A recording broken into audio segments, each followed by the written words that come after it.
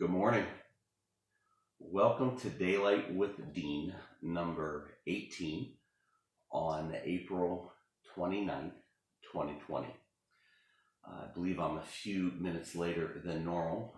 Went to plug in my speaker and the audio battery was low. So I had to charge my speaker remote for just a little bit, and I'm not sure. I didn't do an audio check, so I hope this is coming through. I'm so glad that you're here this morning with me, and just wanted to welcome you to a brand new day. When I was getting the coffee this morning, by the way, I haven't had my first sip of coffee yet this morning. Here we go.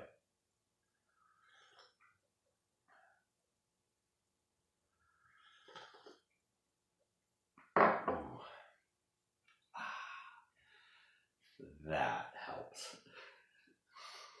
When I was in the kitchen pouring my coffee and pouring Leslie's coffee, she asked me 2 times what day it was because she was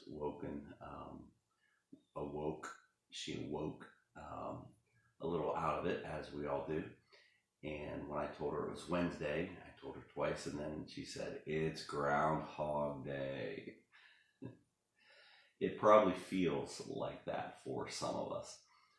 Those of us that are working from home, those of us that are laid off and not working, those of us that are taking off to take care of stuff that we have to do, it probably feels that way. If you're out working at your job, out and about, we want to thank you, and thank you for being safe as well. So I slept in this morning. I woke up at about 10 minutes till 6, still the 5 o'clock hour. And I have good reason for sleeping in. I had to work all day Monday with the river. I had some appointments and commitments and things that I did, so put in a full day. So yesterday was a day that I took most of the day off. And I decided that it was time to clean my part of the basement, and so I was down there working, and then after dinner I went back and got all inspired and climbed in bed a little after 1 a.m. So I don't know when the last time you got that inspired was, but I hope that when you do, you still get some good rest. Yesterday, when I closed my time with Daylight with Dean, I felt like I just hit kind of the topic of what I wanted to hit on and didn't realize it until I started talking about it. So decided to spend some time talking about it this morning. And I'm going to tell you a story and then share with you a bit of the way the Lord has worked in me and changed my heart. I remember in the early to mid 90s when I was dating Leslie. She grew up in First Baptist Church in downtown New Kensington, and whenever I would go to church services, there were a lot of lifelong friends that were there with their family and this and that, but there were also just some people that I just didn't click with. When I saw them, when I looked at them, I didn't think, oh, there's somebody like me. And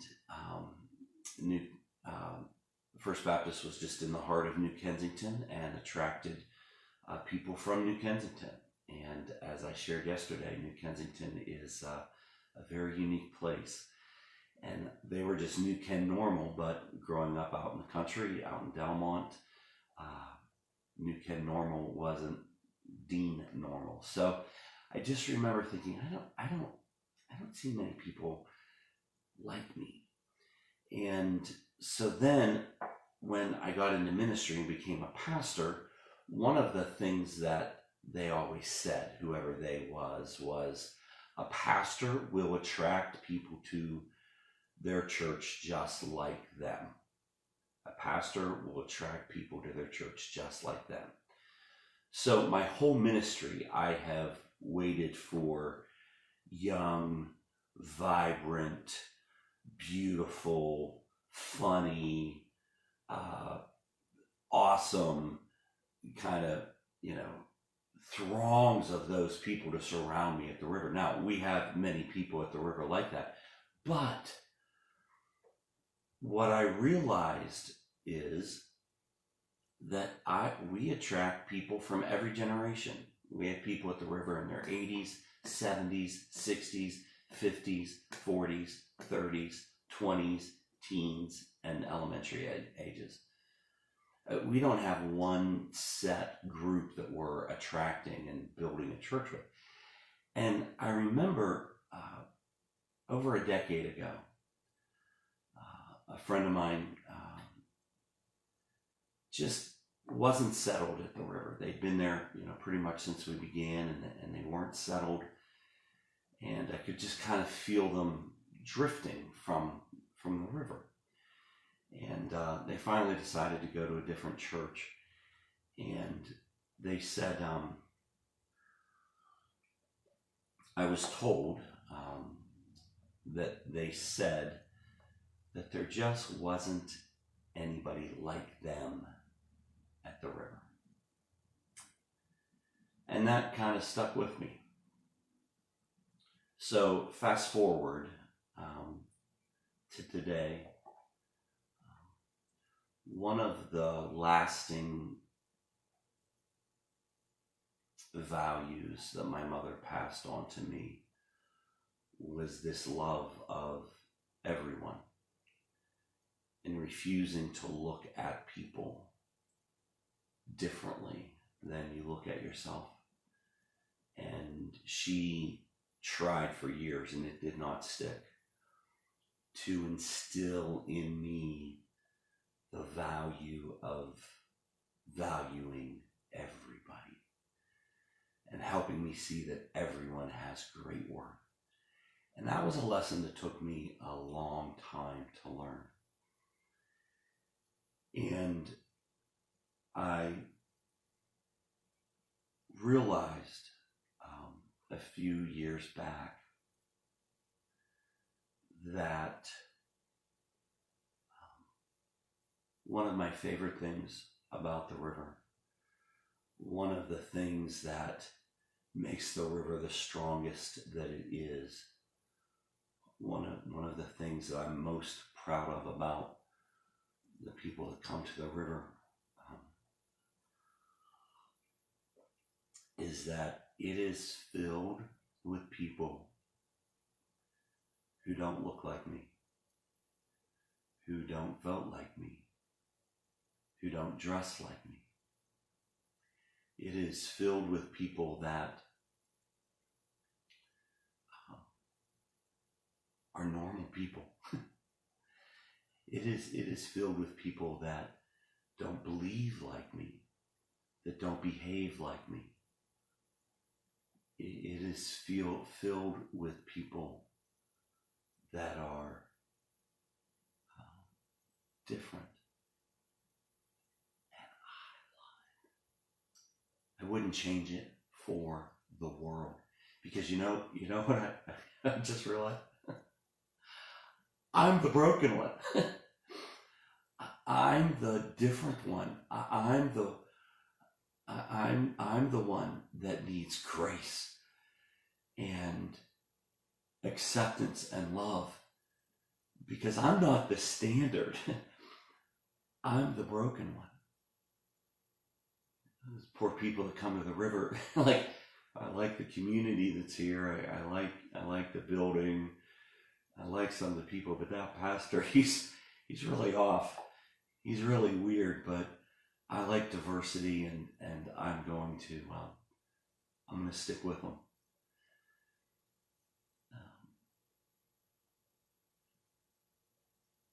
there's a scene at the end of episode 2 of The Chosen, and I hope that you watch The Chosen.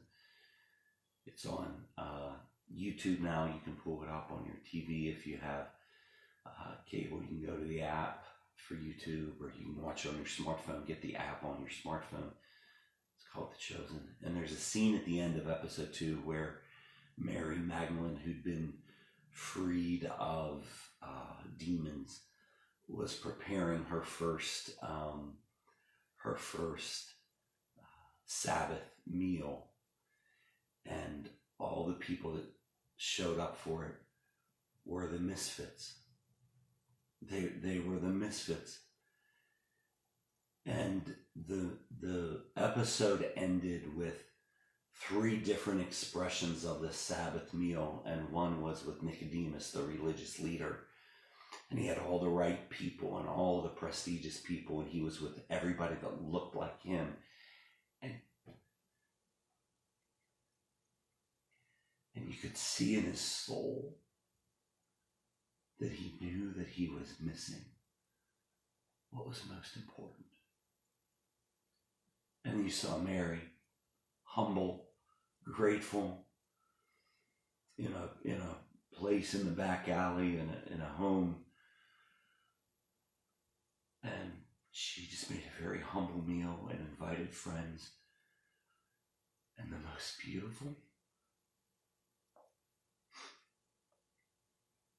beautiful people showed up. The broken, the misfits.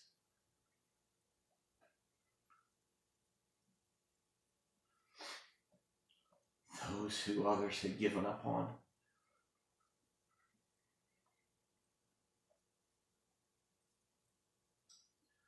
Those who had been cast off. Those who are considered less than. And she was filled with hospitality and filled with gratitude. And she made a beautiful, beautiful place for them to share a meal together.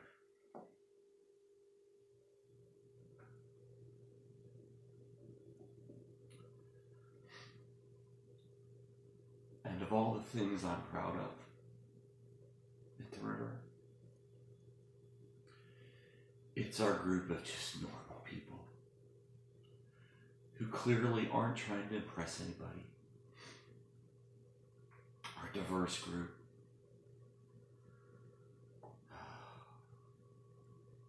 Does one thing really well.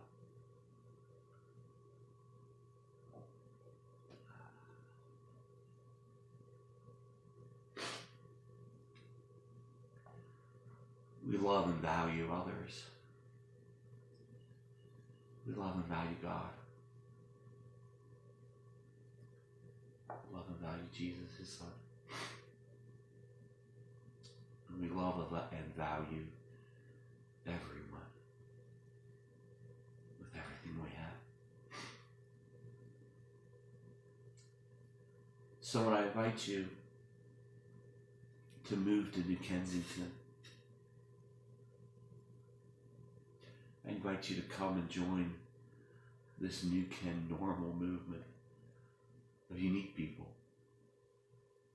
If you have a church, please stay at your church. Please, please, please. But if you're looking for a place, you're welcome to come check out. It's a big group of misfits that love God and love each other. And I miss you all.